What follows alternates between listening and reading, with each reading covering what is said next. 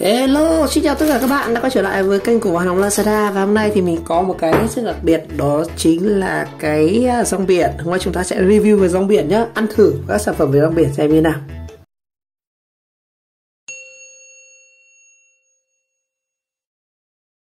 Rồi ở đây mình đang có hai cái, thực ra chỉ có một thôi. Một cái sản phẩm là lá rong biển ăn liền. Đấy, cái này là của Ofood này. Và đây mình có một cái bánh rong biển rất là ngon. Hôm nay mình sẽ review, đầu tiên là sẽ ăn thử cái bánh này trước. Đây, cái bánh rong biển này. Cái này thì mình không làm nhá. Cái này thì người ta làm sẵn chỉ việc ăn thôi. Đây, cắt rồi này. Bên trong này. Đây, ở ngoài đây, nhìn rất giống cái bánh ga. Bên ngoài chúng ta sẽ có bọc là một cái lớp màng co này. Và đây chúng ta sẽ bên trong là chúng ta sẽ có một cái, mình không biết bạn làm kiểu gì ý.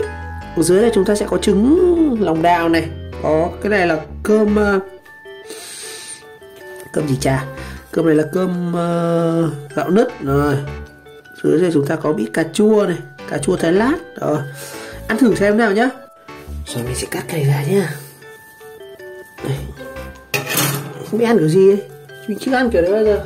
Cắt chặt để cắt được kéo. Đây, kéo hơi cùn nhé.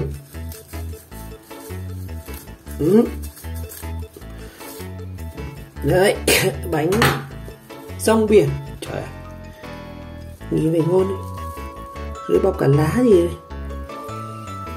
Chắc phải bóc túi lông ra ăn nhỉ. Đây, bầu rất là đẹp. Thử xem nào.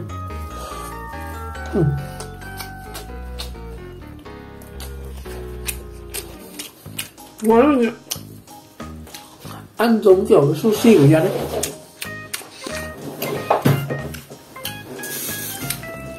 Ngon.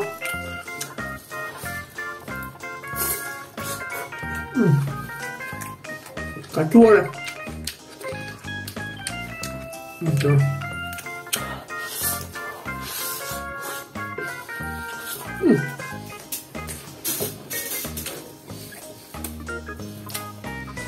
Cái rong biển nó có mùi hơi tanh tanh và ăn rất là ngon này ạ.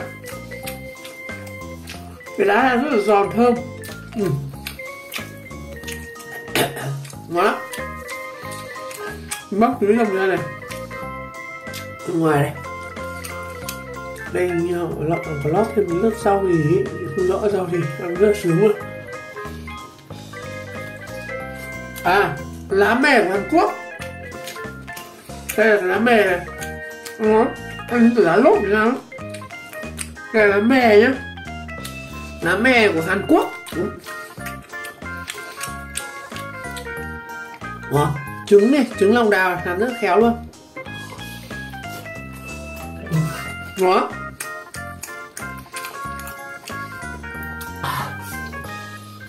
Ngon quá.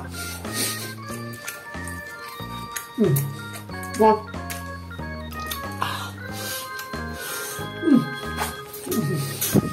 Rồi, vừa ăn thử cái bánh rong biển ngon, rất là ngon anh ạ. Thành phần của nó thì có lá rong biển vào ngoài này, có cái lá mè của Hàn Quốc này, có cơm gạo nứt này, có trứng ốp la này, và ngoài là rong biển. Có 5.000 rồi nhưng mà làm rất là ngon. Rồi tiếp theo thì mình sẽ review một cái sản phẩm này, đó là cái lá kim tẩm dầu ô liu ăn liền. Đó. Ở đây thì Nhiên đang khuyến mại là mua 2 được tặng 1. Và tổng cái này nó rơi khoảng 54.000 anh em.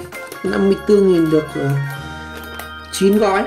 Vị chi ra là 54 chia 6 ở chia 9 khoảng cũng phải tầm 9.000 một gói, 8.000 một gói. 8.000 một gói này. Của Ofood nha. Đây này. Cái này của cũng phải của Hàn Quốc không? Ofood này, thành phần gồm có rong biển này, dầu ngô, muối, dầu ô liu. Hướng dẫn là chúng ta có thể ăn liền này, ăn với cơm, hoặc là làm trứng cuộn, lá kim. Đó, nó miến sống luôn. Rồi, sản phẩm của Mi Won Việt Nam ở Phú Thọ, sản xuất ở Hải Dương. Đó, mua 2 tặng 1, thu ngân scan 2 lần. Vậy trưởng vậy. Cái bóc ra xem bên trong có gì nào.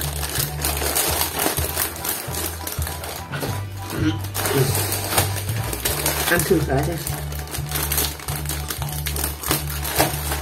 8.000 gói này đây anh em, 54.000 hai gói.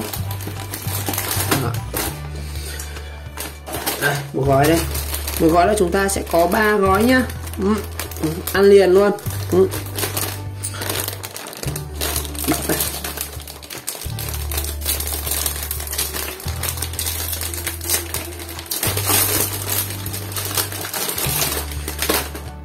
Xem nào. Lá kim châm tẩm dầu ô liu, nướng bằng dầu ô liu giòn ngon. Olive oil generation flavor. Ảnh minh họa. Một gói này thì là 5g nhá. Đây, lá kim ô liu được làm những rang biển ngon nhất tại phía Nam Hàn Quốc, trải qua 2 công đoạn là nướng với dầu ô liu và các gia vị. Đó. Đây, cái hướng dẫn sử dụng đây. Một là các bạn thì ăn như là bánh snack này, chúng ta ăn với bình thường. Thứ là ăn kèm với cơm trắng, và thứ ba là ăn với trứng. Đó, có 3 cách để ăn. Ăn sống, ăn với cơm và ăn với trứng nhá. Và bác ăn thử xem nào. Bằng một gói bim bim cũng phải rẻ đâu. Một gói bim bim size to nhá. Mình lần đầu tiên mình ăn thử cái kiểu này. Rong biển thì trước thì mình ăn mấy lần rồi. Đây, một gói đây. Bên trong chúng ta sẽ có từng này. Cái này khoảng là 5g nha anh em. Mình đếm xem là có bao nhiêu cái đấy. Ở dưới đây chúng ta sẽ có một gói hút ẩm đến từ Hàn Quốc này. Gói hút ẩm thì rất là xịn luôn. Rong biển thì không biết có xịn đâu, gói hút ẩm xịn. 1 lá này, 2 lá này, 3 lá, 4 lá, 5 lá, 6 lá, 7 lá, 8 lá, 9 lá, 10 lá và 11 lá anh em. Chúng ta sẽ có 11 lá. Đây là họ tính theo lạng hay tính theo lá mình không biết, nhưng mình cứ đếm thử. Đây, cái lá rong biển đây. Cái rong biển này thì thường ở Việt Nam mình thấy vài năm trở đây thì nó rất là ưa chuộng. Hoặc mình có thể làm ăn như bim bim này. Thứ hai là mình có thể làm kim bắp, mình cuốn với cơm. Nhưng mà cái này thì không làm được nhá. Cái này của nó rất là mỏng.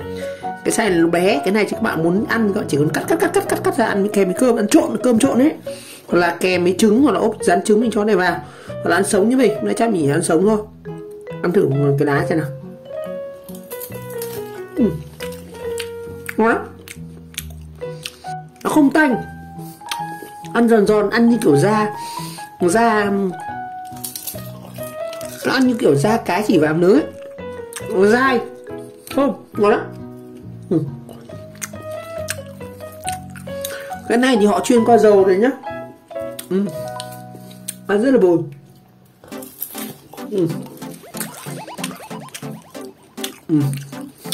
Ngon lắm. Ôi trời, dài.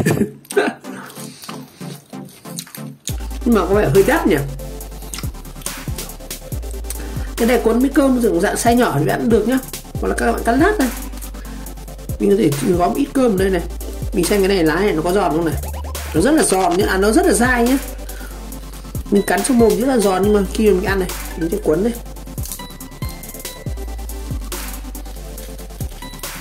Nó rất là dai ấy, chứ không phải là lấy nó vỡ tan đâu. Cuốn như kiểu chả lá lốt của Việt Nam ấy. Đấy. Đây mình cứ cuốn này thì ăn thử nào.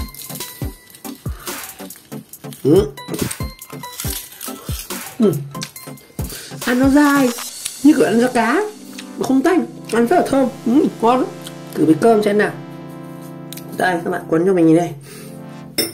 Hình như là những cái gói mà cuốn kim bắp này họ có đồ riêng nhá. Đây mình cuốn kiểu bình thường thôi. Mình sẽ cho một ít như này. Đấy, như này thôi, cho một ít cơm này. Xong rồi cuốn rồi gói với những kiểu ghém ấy. Đó. Đây. Rất giống cái bánh mình vừa ăn đúng không? Các bạn có thể cho thêm cơm chứ, mình ăn đây rồi. Cái ăn với cơm ngon đấy anh ạ. Nó vừa béo, nó vừa vừa.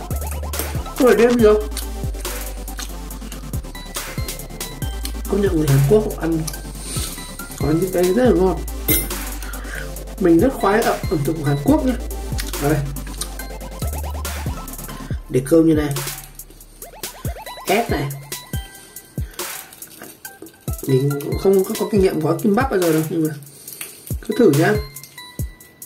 Cơm cuộn trong biển này, nhìn giống chả là lốt chưa? Rồi, ngon chưa? Ngon lắm rồi.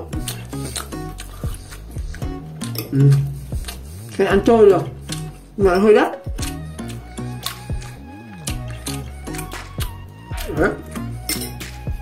Làm thế nữa nha.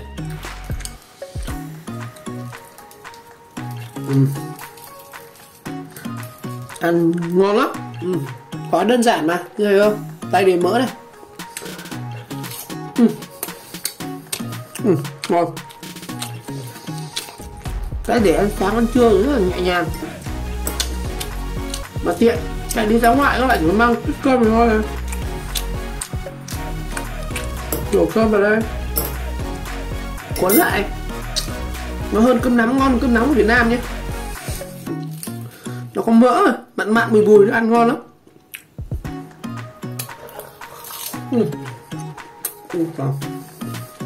Ngon lành.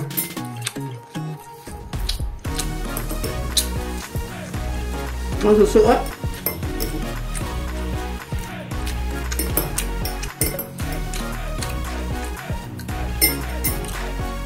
Đấy, có cái này vào đây.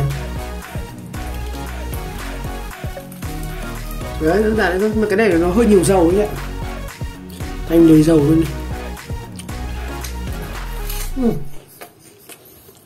Ngon.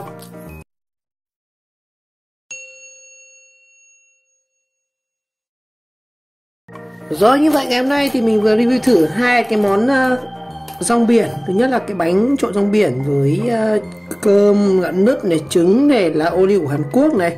Và thứ hai là chúng ta review cái lá kim tẩm dầu ô liu ăn liền của Food, một sản phẩm dầu rong biển. Rồi một lần nữa cảm ơn các bạn đã theo dõi video clip, và nếu thấy video hay thì các bạn nhớ like, subscribe của kênh và chờ đón các video tiếp theo. Chúng ta sẽ có những trải nghiệm với các món ăn thú vị khác.